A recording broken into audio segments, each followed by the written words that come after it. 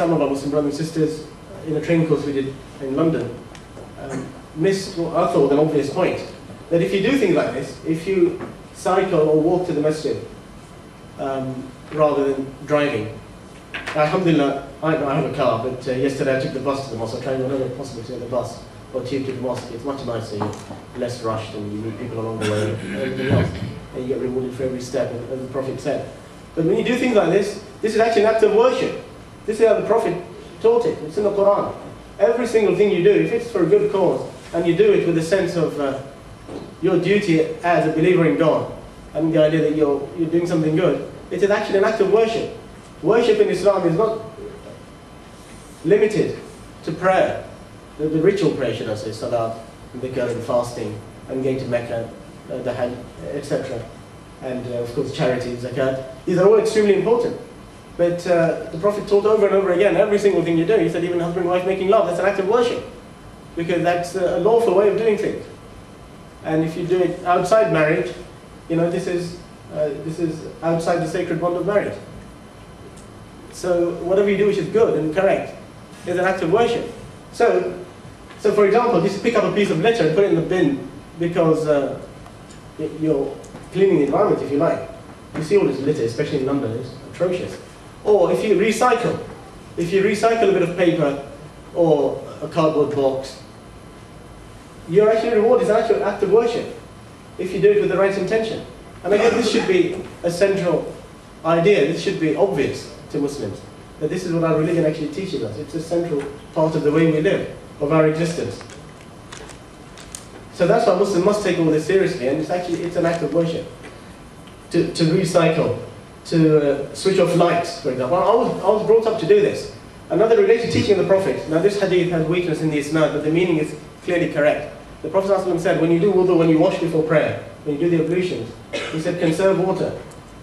In fact, he used to, it's mentioned in the hadith, he used to do, wash the face, arms, legs, head, as Muslims do before each prayer, with this much water. His hands cupped. That's it.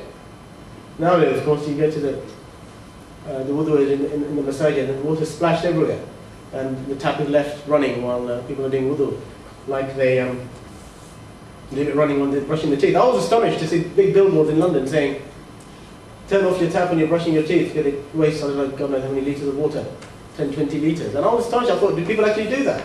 Because I was brought up to conserve water. And of course you turn off the tap. You only use the water to wet the toothpaste and to rinse afterwards. I thought that was obvious. And I was astonished to learn this. But alhamdulillah, our parents taught us these things. You conserve water. But this is given by God. It is holy water, like I said. Even Thames water, coming out of your tap, even that is come from the rain. Even that is holy water. You look after it. You don't waste it. And as the Prophet said, when you're washing yourself before prayer, he said, conserve water even if you're washing at the bank of a stream. You see, which shows his reasoning is not purely materialistic, conserve water. Because somebody say, well, what's the point? All that water is flowing down anyway. Whether I use a small amount or a large amount doesn't make any difference. So we've got so much water, if I leave the tap running, what's the big deal? The answer is no, because it's our own attitude is important. What we're inculcating in ourselves, the way we do things. So the large stream there, you still use a small amount of water because you preserve your own approach. So again, these things should be inbuilt, and they're part of worship. And the Prophet, peace be upon him, and all the earlier prophets, I said, Jesus, Moses, these are people who came from God, who had revelation from God, who saw the world in its true reality, and who understood why human beings are here, to worship God, to know God, to have a sense of the sacred. And part of that is to look after the environment. And they were concerned about what happens to them after death, in the hereafter or the afterlife. Again, that's a reflection of what we do in this life. So, conserve water, even if you've got bucket load, even if you've got bathtub full of water. Another hadith, teaching of the Prophet, he said, famous hadith, he forbade three things which rhyme. I only remember two of them at the moment. نهى عن إضاعة المال وقيل وقال. Right, in this hadith, he commands three things in rhyming Arabic, rhyming prose, and forbids three things in rhyming prose.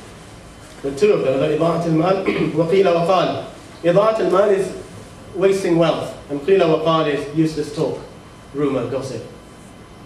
But let's focus on wasting wealth. The Prophet, peace be upon him, forbade wasting wealth. Now, wealth in mal is not just money. It's not just gold and silver, yeah? Or banknotes and coins, which I have now, unfortunately.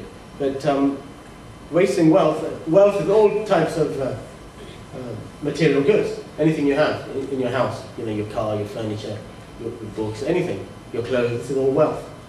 And the Prophet forbade wasting wealth. And if you look at the commentaries on this in Islamic law and the text, and don't forget, in the context of society, you go to societies now, people now go to places like Africa, South Asia and others, and live among simple villages. They comment how people reuse everything and recycle everything because they don't have a tremendous amount. So in the past, many of the great scholars, they didn't have many bits of paper to write on. So they would use, you know, tiny bits of parchment to write all their notes. So they're like all my notes on this. I've got lots of paper at home. I try to use tiny bits and scribble on backs of envelopes. And again, that's what we were taught. But they don't go around just chucking everything in the bin as soon as they have kind of finished with it. It was just ingrained in them that the wealth is scarce. You look after it. And I believe, again, that teaching of the Prophet, forbidding the wasting of wealth, includes a powerful message of recycling. And it's a great thing, actually, that in Britain, in places like Austria, astonishing the level of recycling which is going on, and many of the European countries. And of course, they're years ahead of the Muslim countries in this. You know, I don't know a single Muslim country where anybody takes recycling seriously. But we hope that will come. And in that sense, I have to say Britain and many European countries are very Islamic. We often say the most Islamic country in the world is Britain, actually. Honestly, human rights, rule of law, justice, tolerance, all of these things. These are great Islamic qualities. The only thing missing is people have forgotten God. And this is a problem in the West, in Europe. It's a slight problem which we're trying to rectify. People have lost a sense of the sacred and of God. That's the only thing, really. Whereas Muslims have believe in God, alhamdulillah, still. But we've largely forgotten about things like simple things like social justice, human rights, you know, not oppressing women and servants and slaves and all this, and looking after the environment and materialism. So anyway. So recycle, all of these messages are Islamic messages. So it's not just a council saying recycle, reuse, etc. You know, this should be preached from every mosque and should be there in the consciousness. You know, use a compost bin. You learn a lot, alhamdulillah. I mean, we've been using a compost bin in our garden now for a year and a half almost. And before that, I noticed, on the weekly rubbish collection, we used to have, I don't know, embarrassing to say, but 6, 7 black bags full of rubbish. And ever since we started composting and recycling, now it's 1 usually. And we struggle to fill 1 or 2 per week.